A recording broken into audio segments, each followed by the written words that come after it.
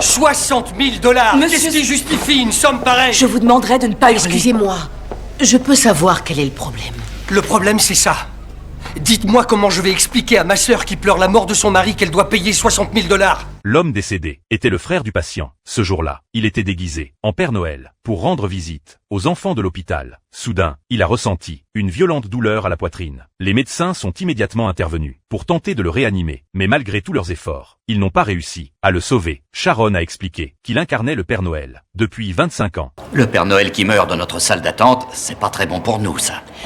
Je veux qu'on me prévienne dès que sa famille sera arrivée. Peu après, son frère et sa sœur sont arrivés, mais à leur grande surprise, ils ont reçu une facture de 16 000 $. L'homme s'est mis en colère. Pour lui, l'hôpital était devenu aussi avide d'argent qu'une grande entreprise pharmaceutique. Sharon lui a promis qu'elle allait examiner le dossier, mais Williams savait que les frais avaient été facturés selon les procédures de l'hôpital. Sharon est alors allée parler au service de facturation. Elle leur a demandé de réduire le montant. L'employé lui a présenté le détail de la facture. Chaque examen, chaque soin avait été facturé conformément au règlement. Sharon lui a demandé d'annuler au moins une partie des frais. L'employé a répondu que l'assurance prendrait normalement tout en charge. Sharon lui a alors expliqué que la famille n'avait aucune assurance. L'employé a commencé à perdre patience. Et nous agissons de façon responsable. Responsable. Fiscalement responsable.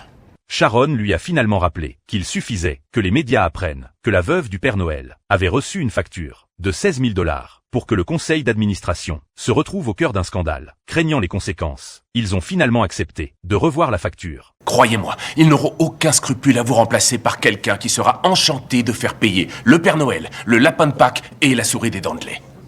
Attention, vous mettez les pieds.